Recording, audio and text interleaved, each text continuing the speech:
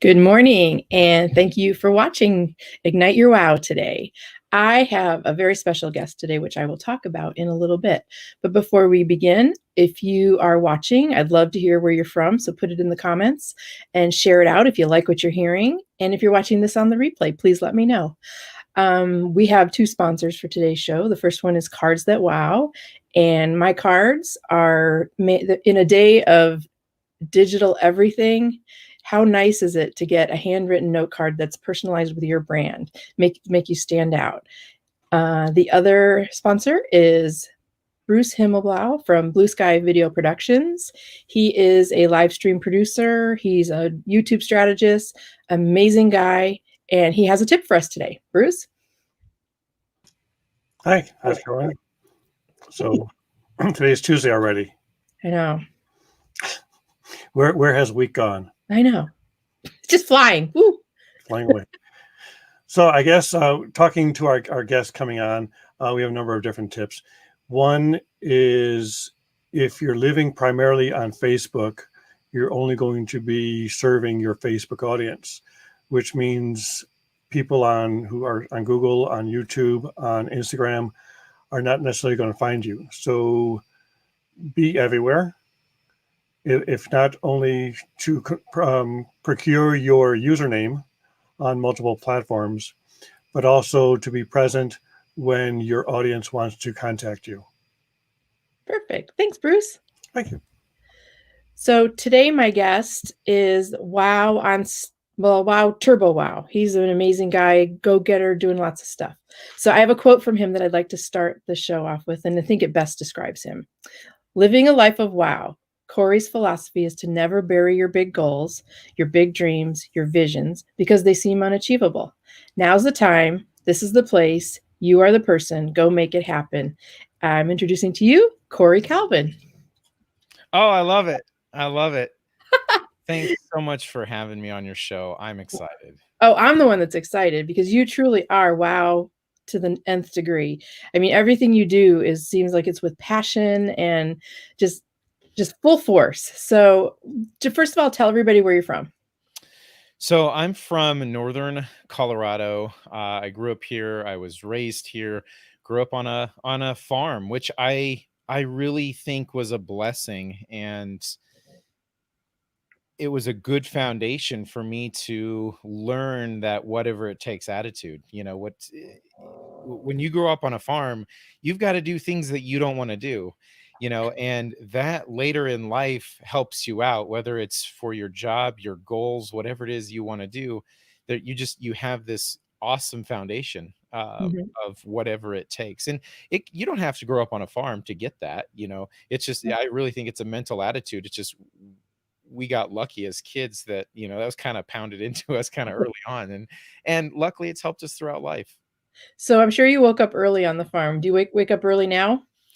It kind of goes in waves. Yes, we did have to wake up early. We had to go to bed late, and I kind of became a late night person through the farm because we always had to do farm chores and duties first and then homework. And during school months, that's usually the winter. So the sun goes down a lot, sooner than it does in the summers. So everything that had to be done outside had to be done first, which means we didn't start our homework until 7 or 8 p.m. And if we had a big project, that means, as fourth graders, we were up till midnight. And that's Wow. kind of where I learned how to run my brain, and my brain works best late at night. It's just always has. So you got your lot of fry pans on the oven, and going to describe like what is a day like for Cory Calvin? Because I know you have multiple projects and things like that, but I would love to walk in your shoes for a day. Funny enough, I get this request a lot. There's a lot of people who say, "Hey, Cory, we'd like to shadow you in a day." And it's hard because every day is so different. It's never mundane and it's never the same. And maybe that's why I've got so much energy, because it's so much different. It's always different. You never know what's going to happen that day, honestly. And I try and lay out my day the night before, like, okay, I've got to do these things tomorrow. This has to be done first. And so I try and do those things. And so I've got my office at home, and I do all of my stuff from my little desk that I've got, and it's kind of a big desk, but I do that, and then whatever needs to be done that day, whether I'm looking at real estate, whether I've got to fly, uh, whether I've got to go somewhere, whether I've got a meeting like this morning, my plan was to sleep in. That's normally my plan in the morning. And then if I've got to get up early, then it changes, right? So every day is different. Maybe tomorrow I've got to fly to, Southern Colorado and look at a real estate project. Or, next Monday, I'm flying down to Houston to meet with Robert Martinez, who's the apartment rock star, to visit he has an office like Grant Cardone is what he's got. And you know how people can go down and visit Grant. I'm going to go down and visit him. So every day is different, but it's also, I'm trying to progress. I'm trying to, because they say progress is happiness. And if you don't have a target, if you don't have something to shoot for, if you don't have like a future date that you're working towards, you kind of you start going backwards, And so I always try to leave that target out in front. So I always have something to work towards. So do you want to talk a little bit about your investments in business? How did you start that? When did you start? So interestingly enough, when I was young, my dad had this old like cassette program, because I'm just old enough to where we had cassettes growing up, and back then you had the motivational speeches that came in these books that unfolded, and they had all the cassettes in there, and then a book on the left side. There was this cassette program called Robert Allen Buying Real Estate with Nothing Down. And I start listening to the cassette tapes, not really understanding what it was, but it kind of introduced me to the fact that real estate is an investment and you can invest in real estate. But growing up on a farm, that didn't really interest me. And so I got into specialized diesel technology. That's what I went to college for, because that's what we did on the farm, all the diesel tractors, the machines. And I'm like, this is cool. I love the black diesel smoke, and so I went to college for diesel. I have a degree in diesel technology and engineering, and that's what I did. And it wasn't until I sold that company when I was 23, got into aviation, realized aviation was not the place to make money at that time. And then I started trying to figure out, okay, I know you can make money in real estate. I just got to figure out how to do it. And I reached out to a friend of mine and I said, hey, how does a young kid like me, because I was 24, 25, right around there, how does a young kid like me get into real estate? He said, Cory, what you need to be doing is building houses. And I said, oh, great. I could probably do that. No problem. So he sells me this lot that he has with plans to build a house. And so I buy the empty lot. I get the plans and I'm kind of looking at them. I'm like, yeah, I think I can do this. And it was a big house. So I go home and I grab the front end loader and I start excavating this lot. And at about a foot down, I hit water. And so I called the geotech and I said, hey, I just bought this lot out here on Country Club and there's water at a foot down. And he said, yeah, you can't build a house there. That's why it's the only empty lot in the entire neighborhood. And I'm like, wow. So he comes out and looks, right? And so here I've got this lot and these plans. This is supposed to be my first investment. I'm supposed to make $100,000 on it. And at that time, that was a pretty good chunk of change to make on one deal. And so he comes out and he says, here's the deal. You either walk away and take your losses, or we engineer a curtain drain around this thing. Okay. And it's like an extra 60 grand. And I'm like, oh, that's my entire profit in this whole deal. So I decided not to quit. I'm like, I'm going to see this through. We built the house. 2 years later, I finished this thing. The real estate agent comes out and she said, yeah, it's 6%. And I'm like, oh my gosh, 6%, that's 30 grand. I said, you're going to make more money on this in 30 days than I made on it in 2 years. I said, I'm on the wrong end of this deal. I said, how do I do what you're doing? And so I immediately went and got my real estate license, because really legally it's a license to print money is what it is. I mean, it's bizarre, especially in Denver. So I started helping other people buy and sell real estate. And I took all of those commissions and I just set it aside, all of it. And I got to the point where, I probably had $200,000 sitting in a bank account. I took every bit of that money, started buying investment properties.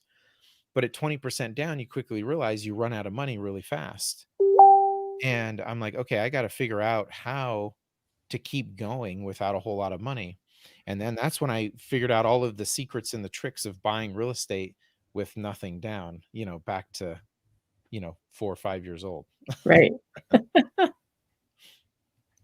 Yeah, Sean nailed it. Progress Yeah, is fuel to further progress. Oh, exactly. that's cool. Hi, Michelle. I just saw There you Michelle. go. Where did I see Michelle? I saw her yesterday. Oh, you guys do a show together. Yeah, that's tomorrow. Yeah. Okay, that's cool. That's where I saw We're it. we're interviewing Jill Walls tomorrow. That's right. I saw that. Oh, that'll be fun. That'll be Yeah. a good one. Okay, so let's talk about your wow factor. When did you, well, you had the passion from the beginning, we know that. But the the quote that I brought in the beginning, that was from the video where you're flying live. I guess we can't share that because I don't know why, but I watch your videos, your lives, whenever you go live, I get a little notification and it's always this, we need to you need to grab your dream, follow your dreams. When did you start wanting to share your passion?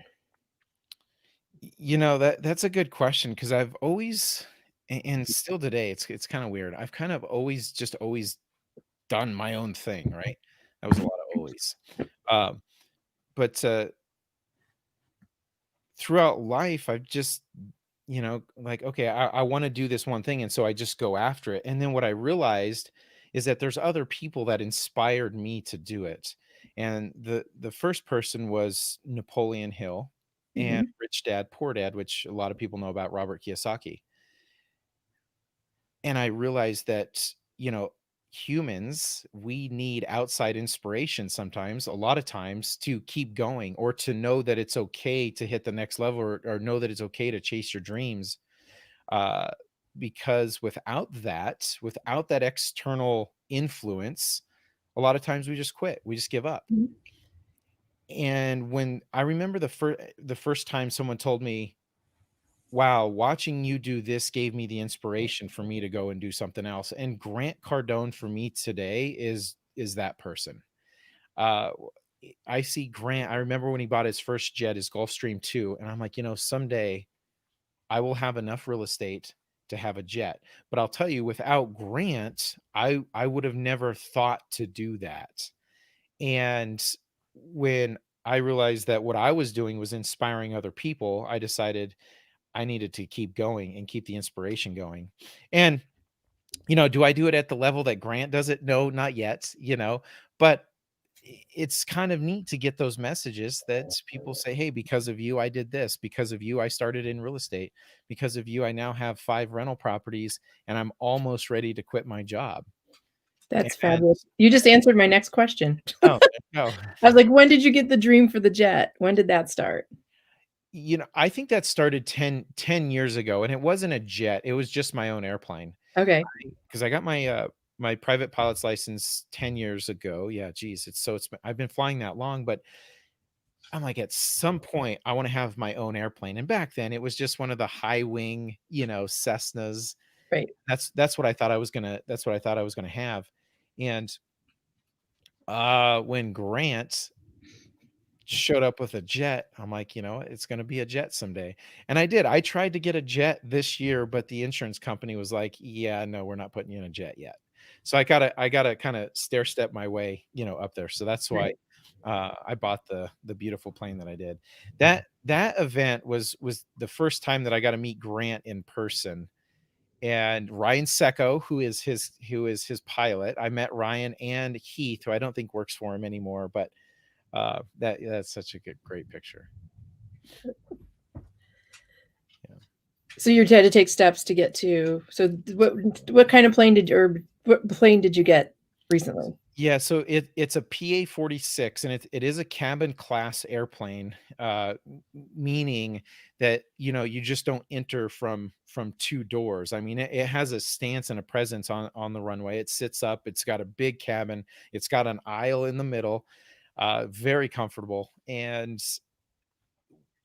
since I'm a pilot and I enjoy flying, my big passion where I get really excited in life is just flying airplanes.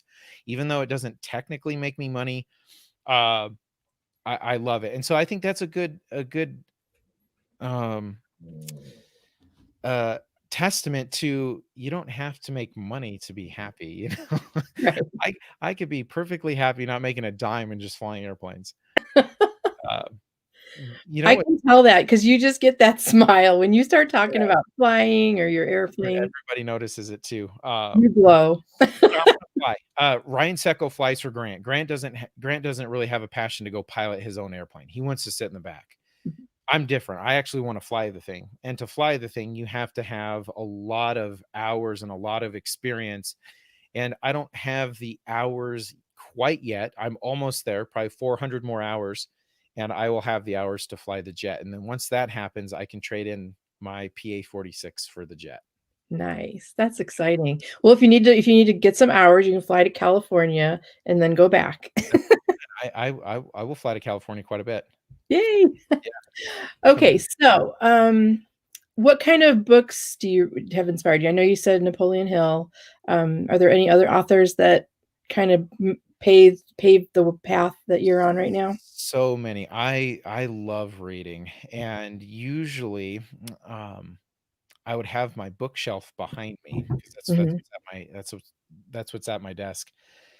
But, Grant Cardone is probably Go Giver, by the way, was the very first book that I read, the self-improvement book by Bob Burg.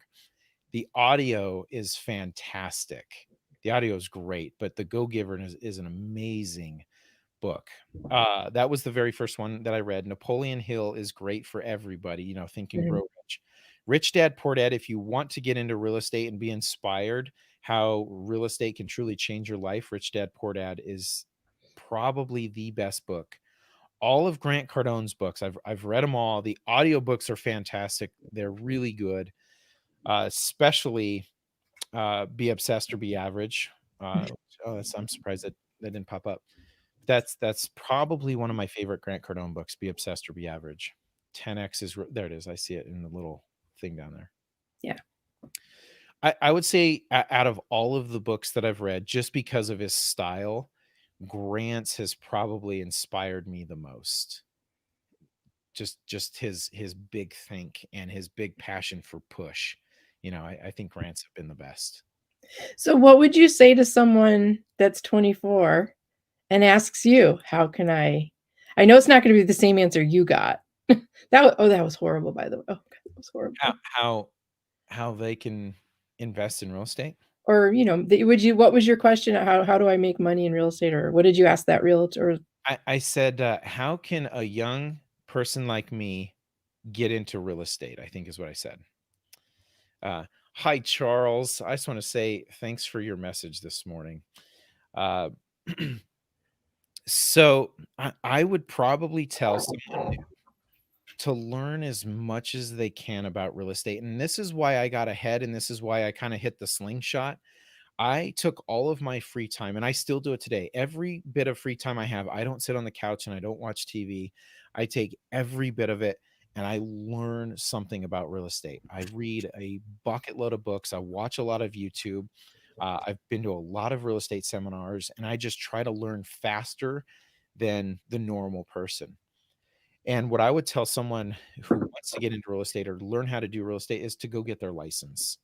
That is probably the quickest way to get into the game because you really do learn everything that you need to know, the legal side, the title side. You learn how to close a deal, you learn contracts. And I really think that that's what you need to know instead of reading Rich Dad Poor Dad, because it's not going to teach you how to do real estate. It's Mhm. going to inspire you to do real estate. So um yeah, I think getting your license, probably step one, probably the best thing you can do. Don't go try and build a house. That that was a As bad. soon as you said he sold you a lot to build a house, I just went, "Oh my god."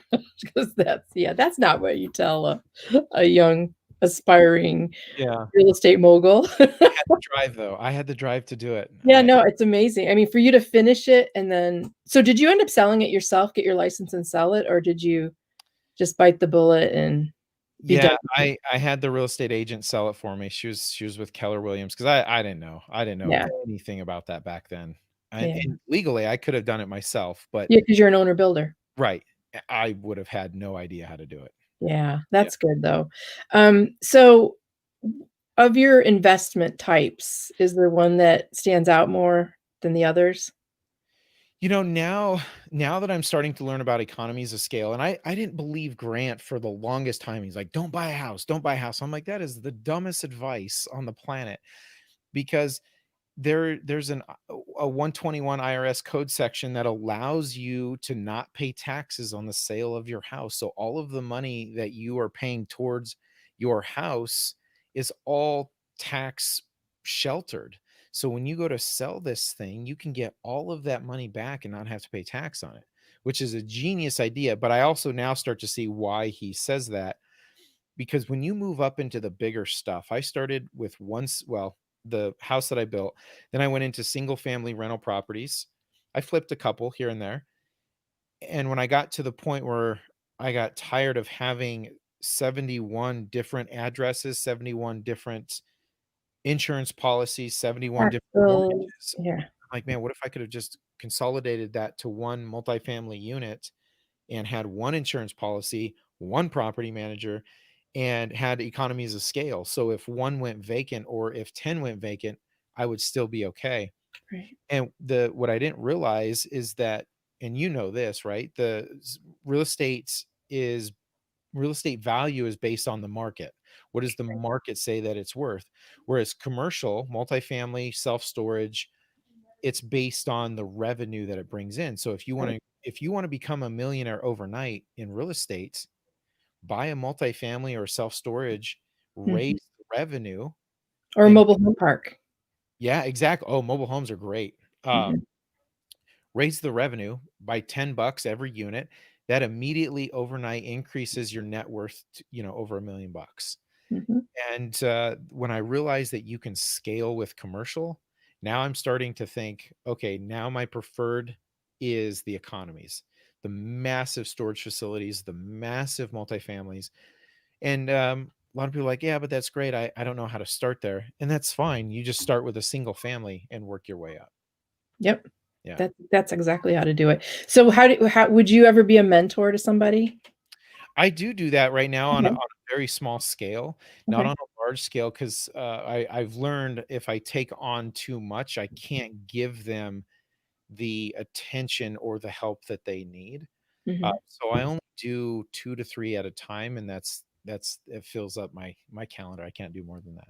But I've helped a lot of people. The good news, the cool thing is one of my students just won iCore Best Deal by a New Beginner award, like 3 or 4 nights ago. oh, that's amazing. So that was exciting. I won that award 4 years ago, and so he now, he got it for 2020, which was so cool. That's a great legacy. Yeah, it's awesome. So we're gonna just carry it on. That's awesome. So what do we see in the future as far as your big dreams? What's next?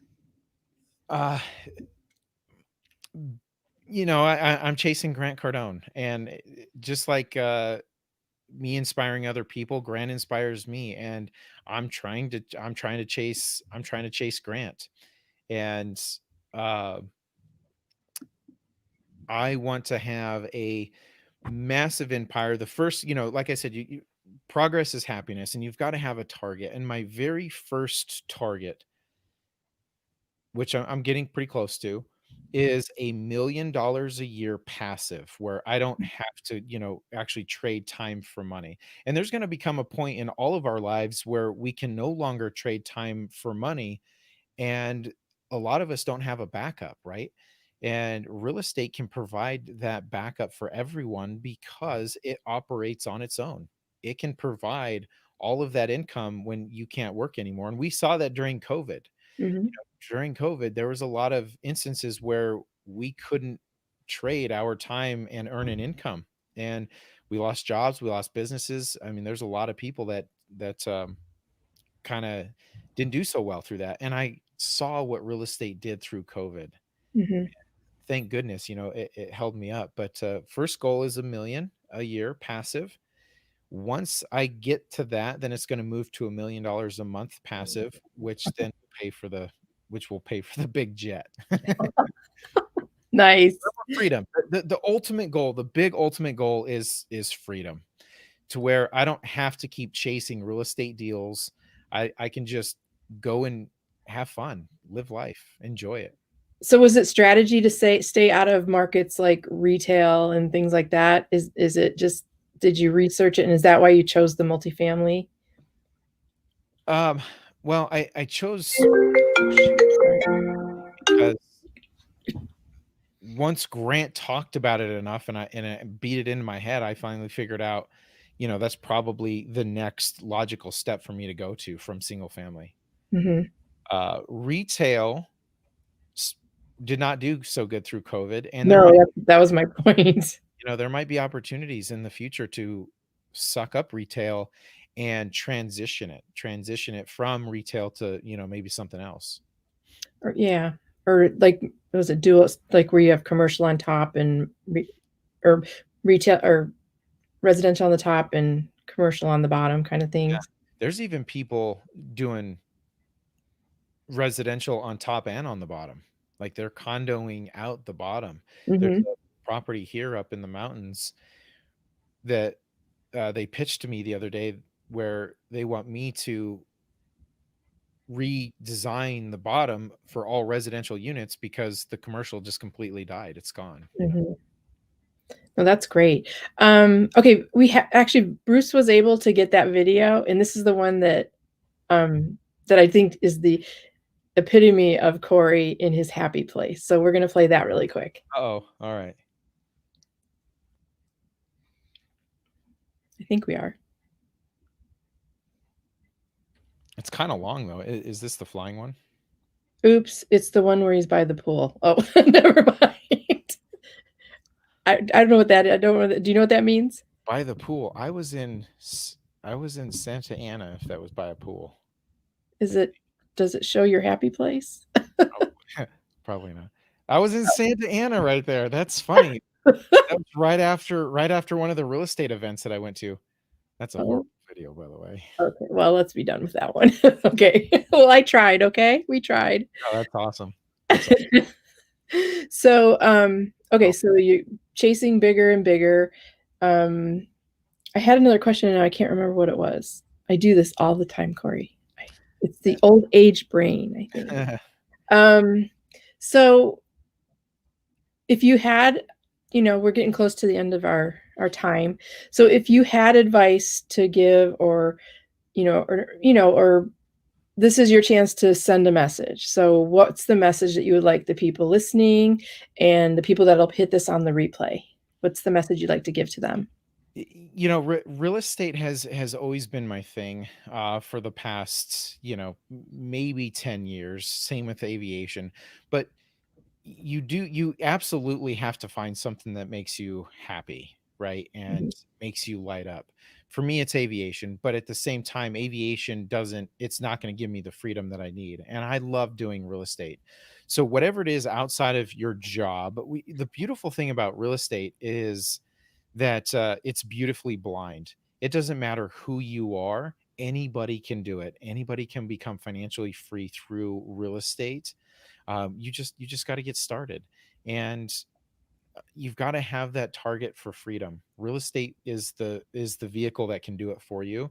There's a lot of other things that can do it as well, but I just know real estate and I know aviation very well, right?